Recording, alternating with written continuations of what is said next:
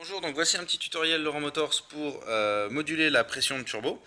Donc non pas avec le régulateur de pression de turbo, le robinet, mais directement avec la tige de wastegate.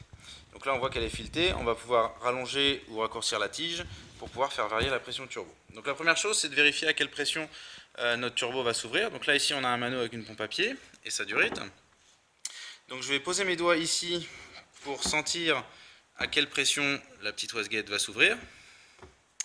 Donc je pousse avec le pompe à pied et je lis sur le mano en même temps. Et là je sens qu'à 0,8 bar, ça bouge.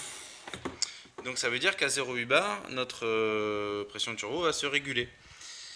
Nous, admettons, on veut une pression turbo uniquement de l'ordre de 0,5-0,6 bar.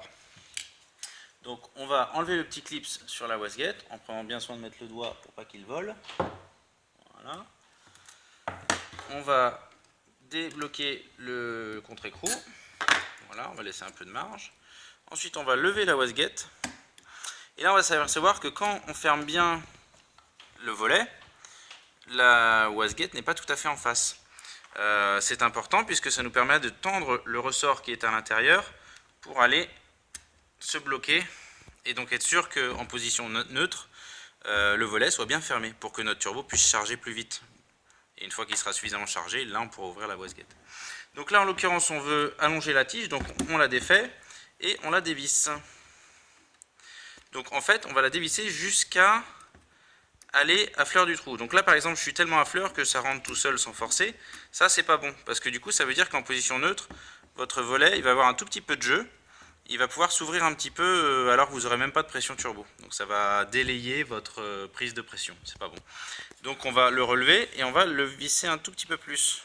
Donc là on va le faire un demi-tour. Là visiblement ça suffit, puisqu'on voit qu'on n'est pas tout à fait en face. Je vais devoir tirer un peu dessus pour pouvoir l'engager. Donc là on est sûr qu'on a bien de l'effort sur la wastegate. Maintenant je peux resserrer mon contre-écrou.